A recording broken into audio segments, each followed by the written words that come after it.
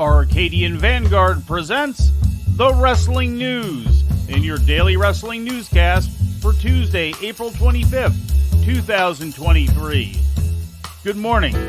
I'm Mike Sempervive. We begin today with Monday Night Raw, broadcast live last night on the USA Network from the Allstate Arena in Chicago. The main event segment of the show saw Rey Mysterio defeat Damian Priest by disqualification when Priest threw a chair at Mysterio's head. After the match, Priest gave Mysterio his South of Heaven chokeslam and attempted to put Mysterio through the announce table when pop star Bad Bunny came down to ringside with a kendo stick. After hitting Priest a few times and sending him running up the ramp, Bunny cut a promo announcing that he would no longer be hosting Backlash on May 6th. Instead, he'd be wrestling Priest in a street fight. Hey, Damian. I don't know if you know, but I'm not hosting Backlash anymore. We go home. Now, I'm going to Puerto Rico to kick your ass.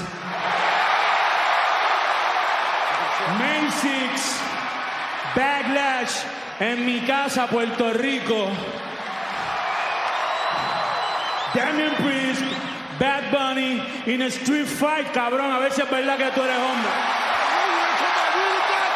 I'll kill you in Puerto Rico. Te voy a tumbar la cabeza. You crazy? You're talking to Damian Priest, son.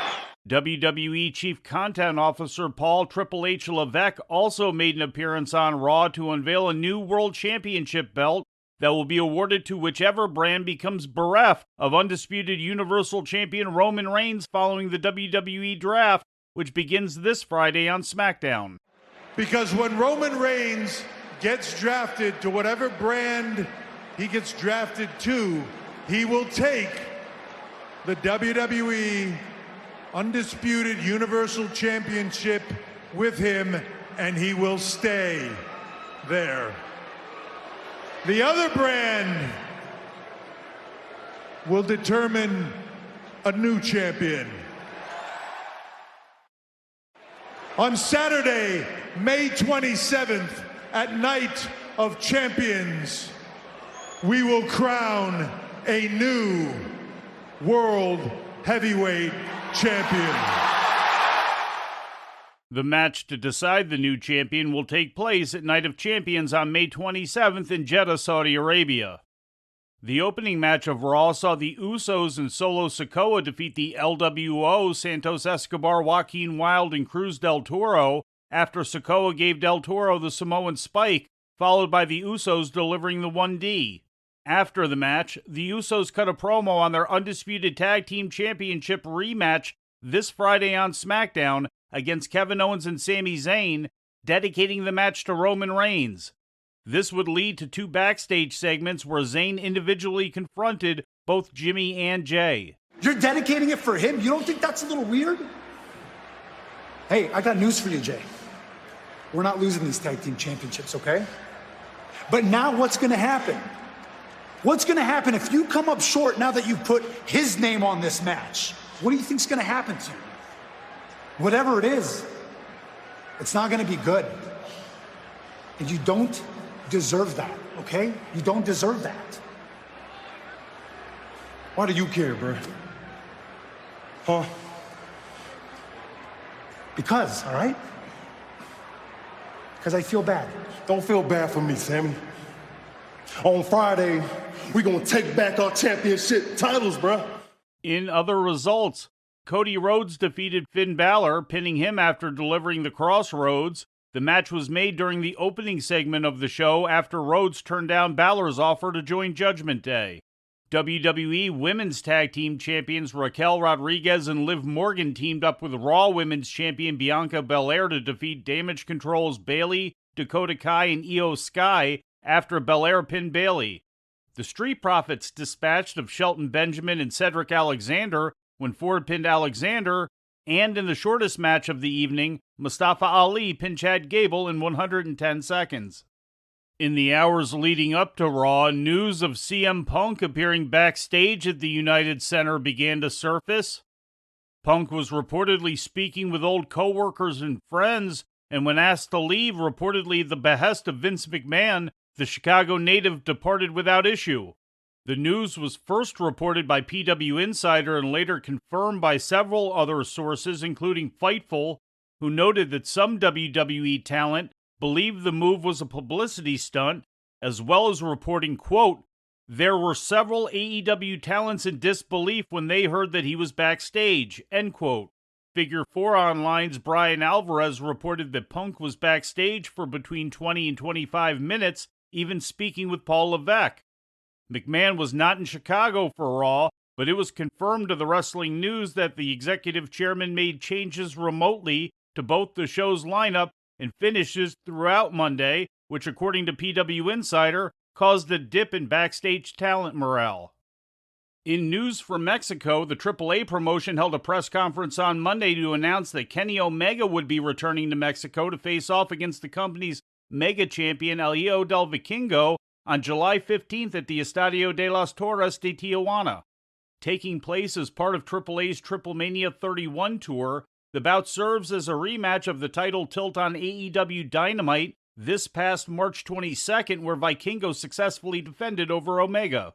A match between Vikingo and Omega on Mexican soil has long been anticipated, going back to Omega winning the AAA Mega Championship from Rey Fenix in October of 2019. Omega held the title for 765 days, but was forced to vacate in November 2021 when he was sidelined for over 9 months due to various injuries. Vikingo then went on to win the vacated title in a 5-way match on December 4th, 2021. 2 other bouts were also announced during the press conference in Tijuana yesterday. In the second leg of a match, which began during AAA's first Triplemania 31 tour stop in Monterrey on April 16th, Rush and LA Park face off against Sam Adonis and Psycho Clown, with the losing team going on to face each other during Triplemania 31 in Mexico City on August 12th.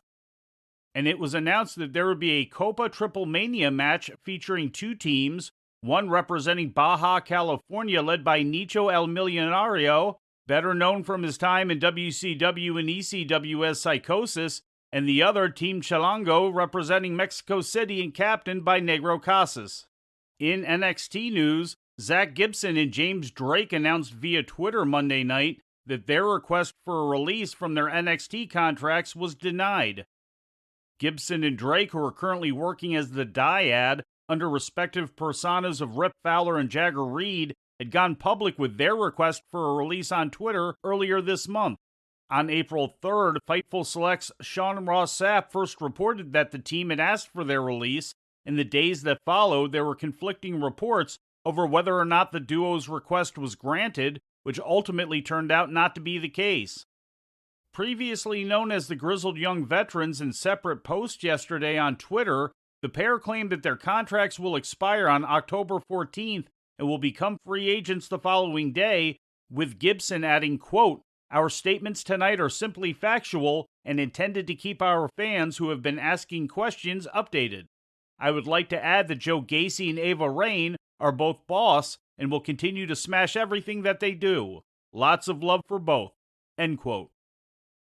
And we close with some ratings news. Last Friday's SmackDown drew an audience of 2.175 million to Fox, down 4% from the 2.265 million that tuned in for the previous week's edition, according to Showbuzz Daily.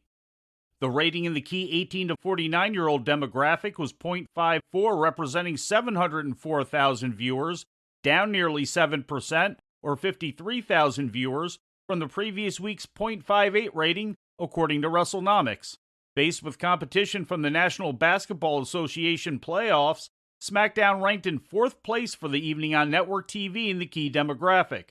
It's the lowest total audience for the show since last November 25th, and the lowest key demo rating since January 6th. With AEW Rampage airing on Saturday night instead of its usual Friday time slot, ratings for that show will likely be available later in the day, and if so, we'll have them for you on tomorrow's newscast. And before we leave you today, we'd like to remind you that however you consume your content, you can find the wrestling news 24 hours a day and 7 days a week across social media. On Twitter, follow us at Wrestling News AV. Our Facebook page is also Wrestling News AV. The wrestling news can also be found on the Arcadian Vanguard YouTube page. And for those who utilize Amazon Echo devices, just tell Alexa to play the Wrestling News Podcast. And remember to make sure you add podcast at the end. Once again, for daily updates, breaking news, and more, follow the wrestling news across social media. And that's the news for today. If anything happens, we will be here to tell you about it. No clickbait, no paywall, just the wrestling news.